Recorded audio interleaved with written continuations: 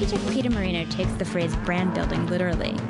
Using innovative technologies and materials, he's designed breathtaking retail spaces that embody and update the essence of such enduring fashion brands as Chanel and Fendi. For the Chanel flagship store in Tokyo's Ginza district, Marino turned a 10-story building into a giant TV set, covering the building with 700,000 computer-controlled LED lights to project runway scenes or Chanel's iconic tweed pattern on a larger-than-life scale. This is Rena Jana, innovation and design writer at Business Week Online. As part of our ongoing podcast series on cutting-edge designers, I'd like to welcome Peter Marino. Hello, and thank you for asking me. I've read that you do really extensive brand research before you design a store. I've heard that you've spent a lot of time in Coco Chanel's Paris apartment, for example, before designing the Chanel boutiques. Maybe you could talk a little bit about this process of delving into a brand's history and why that's important for you when you design a sleek new flagship store. Well, I do more than just visit the Coco Chanel apartment. I actually visited the apartment she lived in before this last apartment. Wow. So and going I really read far back. on the clients to understand their philosophy. I try to find what I call the DNA of a brand, meaning just as people are different, what makes my brand different. Because people very often say to me, well, how is it that you design Chanel, Dior, Fendi, Vuitton, Armani, Donna Karan, Calvin Klein? None of them look alike. How do you do this? So different from each other. other. And I said it's really easy. Just like with people, everybody's got their own DNA. You just have to find out what the code is. Every designer has their favorite colors, their favorite icons. In the case of Chanel, she adored the camellia, she adored pearls. In the case of color, Chanel loved beige, Dior loved gray. So, I use it to differentiate brands because I don't believe in anonymous design. There is a big phase of minimalism, which is not something I subscribe to, which means this boutique could be for absolutely anybody. Right. I'm the reverse. When I do a boutique or a private house or a museum, I mean, it has to, for me, reflect one thing and one thing only. I'm very proud that my clients say, you know, Peter, with you, we don't really need signage. Everybody knows it's Chanel. When we see your Vuitton buildings and your stops, everybody knows it's Vuitton. That's harder to do than it first sounds. Yeah. Now, you seem to really use very new technologies and inventive materials in the retail environments that you design. So I'm really curious, how do you match up certain cutting-edge technology or really Two ways. new materials? One, we have a research and development department whose sole job is to work with existing engineers and factories, such as the glass system that was developed for the Chanel Ginza Tower. We worked with glass engineers from Saint-Gobain in Austria, where they have their engineering division, to give me a triple laminated polarized glass that would do what I wanted. And so we do have that. And number two, we have on staff our own people who will develop products or new looks in and of themselves.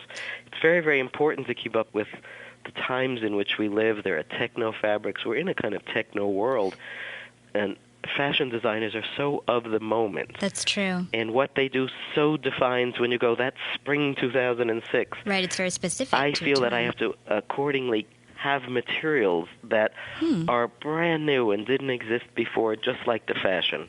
Yeah, it seems so appropriate for fashion, as you said.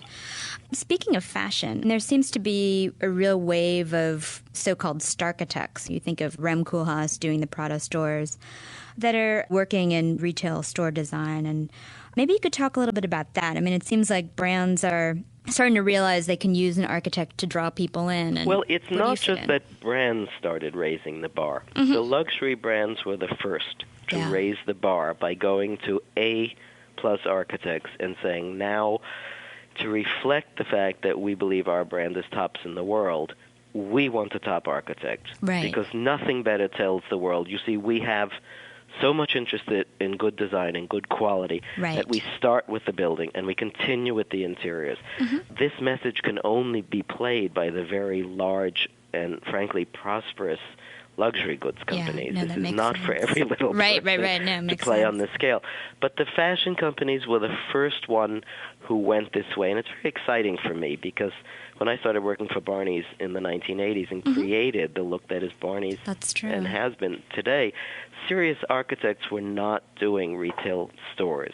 reason being they were considered temporary. They were all done by, let's call it the lower end of the profession. Mm-hmm. I mean, people for stores used to quote fees per square foot. Mm-hmm. Now Wow. it's your standard architecture fees as if you were doing a church or a synagogue or a private home. And or a museum. The whole industry has changed. What's interesting about architecture is that now it has also gone to condominium development. That's so true. That's so And in New York, you have really good people like Calatrava, and you have Jean Nouvel, and Herzog Zimmermann, you have Peter Marino, all doing condominiums from scratch. And that's great, because that means that the market has gotten more sophisticated for design. That's true. In America, and I'm so grateful for that. And you will see in the next 2 to 4 years what's on the boards. Every leading architect is being contacted to do new hotels. It makes sense that it would go in this progression, it seems. But previously, I mean, you would do one Four Seasons beige hotel. It would be that look forever. No one has any idea who any of the architects were for any of those hotels, as long as they were all beige. Now you're going to start seeing hotels packed with personality. It's an so it's kind of exciting to be a mini architect at this moment. With certain stores, say the Chanel stores again, they seem to share a lot of elements in different locations, but they still have a distinctive personality depending on the city. And I'm wondering how much you take into consideration the location of each boutique and how this affects the design and keep the brand consistent. We never do, for instance, for our luxury brands, we never do two stores that look alike. Right. No two Vuittons, certainly not New York and Paris. They have not nothing, but they have very little on the outside in common. And if we did a tower for Chanel in Tokyo and then we just completed a 7-story Chanel in Hong Kong, they're quite different. But the feeling has to be the same. Right. That's like what I always say is, imagine the same person, and you've gone to Paris, and then you go to Saudi Arabia. Would you dress the same? Right, that's a good point. You have to adapt to local climates. You have to adapt to local people. And that theory of everything looking the same everywhere is what we call the McDonaldization. Right. That's actually now only for lower-end companies. Right. That's more an approach that the Gap would take. The big differentiation, the luxury brands, you have a home in Palm Beach, it looks this way. You have a home in New York, it looks that way. So they, again, as I said, can afford the fees not to have to repetitively create the same McDonald arch. And it's important for their brands, too, in terms of being luxury brands. It's important because their clientele travel. Right. And if I made the Paris Vuitton identical to New York, why would you visit it? That's true. Why would you go in different cities? And now everybody goes, I wanted to see the store you did in Paris, Peter. And I go, great. And they said, it's completely different. It's completely different. I had so much fun. That happens more and more and more. But as you said, still maintaining some sort of elements that... colors, the woods, the stones, the carpets, so that you feel in the same company environment, but always done in an individual way. Now, I'm curious, too, you design interiors as well. So do you consider things like planograms or the placement of goods within these amazing buildings? And why is it important to be involved with the interiors? You know what I say, and maybe it's the reason I have so much work, everything begins with the product. Everything begins with the product. If you have built a beautiful building and a beautiful store and the product is no good, you will not be a successful architect. And we are extremely careful about the brands for whom we work for that reason. I'm not going to mention one that unfortunately just went bankrupt, and we had been asked by them to do their stores, and I saw the products and I said no. And you have to understand that once the product is good, it's a question of enhancement. If you see, it's the old thing, if you see a diamond in the rough in the middle of a coal mine, you might not appreciate its beauty. Right. If you're in the middle of a gorgeous silk salon and the candle light and it's glittering in your ear, you would go, wow, that's worth millions. That's true, the presentation. It is a question of the environment to enhance the product. And so I'm very involved with the product. We make prototypes of everything, and we light them just like they're old-fashioned movie stars. Wow. And we talk to them, and we say, she looks really good from this angle. Speaking of movie stars and media, I mean, I know that you've brought in certain media elements in some displays, obviously the Chanel exterior. So why is it really important, do you think, today to bring in this multimedia shopping experience or branding experience? Well, taking up the bar one extra notch, I feel that the consumer shopping experience, if you give the customer something more, I mean, if you give the customer a handbag on a shelf, and you give them a great handbag and it's a great shelf, that's one thing. That's one thing, yeah. If at the same time in that store, while going up the escalator, you happen to see, like I did at Vuitton in Paris, a Tim White-Sobieski video. Oh, yeah. Now, doesn't that improve your experience your whole life? That's true. Yeah, yeah, beyond so the it's a question of giving people more. And not just saying, okay, it's about consuming. Right. We feel that luxury has a certain sort of calmness to it, like luxury isn't so frenzied, so if you have the time to have an artwork experience on the exterior of a building, even if it's only 10 seconds, right. It's giving people something more. And these turn out to be the brands that are the successful. I try to say what I'm incorporating here is all about this particular brand at this particular moment, the time in which we live. Having said that, I also try, just as Andy's work, I feel now is timeless. You know, his work doesn't date. No, it doesn't. It doesn't. Even though it's specific to a certain time. It's specific to the 60s or 70s, let's say. But you know what? It looks as fresh as it was done yesterday. And one of the things that I learned from Andy is I never do anything that's so trendy. There's a real tendency among younger designers, because they want to get noticed, scream, right. look at me, look at me, look at me, be really and flashy. do a very flashy, trendy design. Well, the boutiques that we work on are many millions of dollars. And when you're making these kind of investments, that's probably just about the worst thing you can do, because 6 months later, you don't want your customers saying, oh, my God, that is so 6 months ago. Right, it's over. Or as my daughter says, that's so 10 minutes ago. Or 15 minutes in Andy Warhol's case. So we do try to imbue in our moments of truth something that's timeless, and that's one of the lessons I got from working with Andy.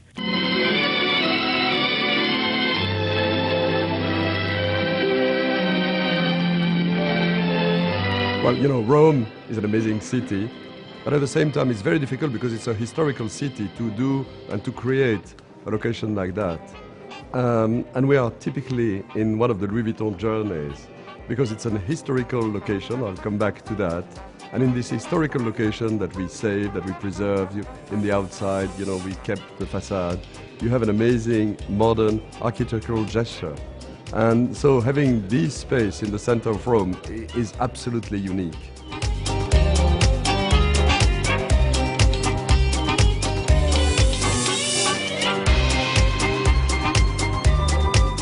Well, actually today is the big day. It's a project that started 5 years ago here in Rome, and we are in the first Italian maison. So Vuitton defines maison, a store that includes all product categories, but also has a cultural element to it. And this one is a special one because in the oldest movie theater of Rome, we are going to install our first maison. So this, I would say, is the first experience in retail where you have a cinema store, or a store cinema, whatever you want to call it. So I think as pioneer and innovator, Louis Vuitton is marking another step into the future. There is no such a store in Rome because space is luxury in Rome. And to be able to display here in above 1,000 square meters the beauty of our product and to stage all this around the cinema, I think it's a great reason of pride for me and for Louis Vuitton Hall.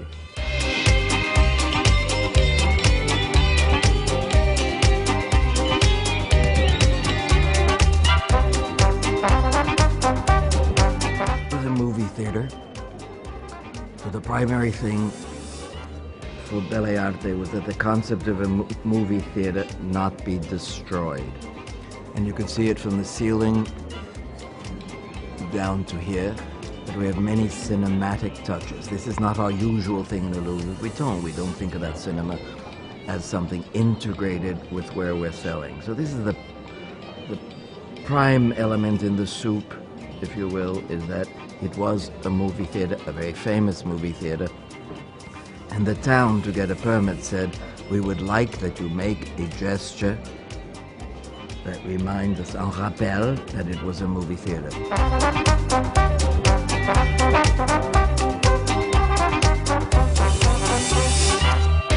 In my opinion, the involvement of Louis Vuitton with this project is, seen from the outside, is very natural. I mean, the way that Louis Vuitton has been supporting the arts and similar projects to this one in the years, I think is something that comes very natural to a brand which is very respectful of tradition and of the past. Of course, they're opening a store in Rome. They're opening a store in Rome in what used to be the oldest cinema in Rome. It is only natural that they should talk about cinema, that they should be patrons of a project on Italian cinema.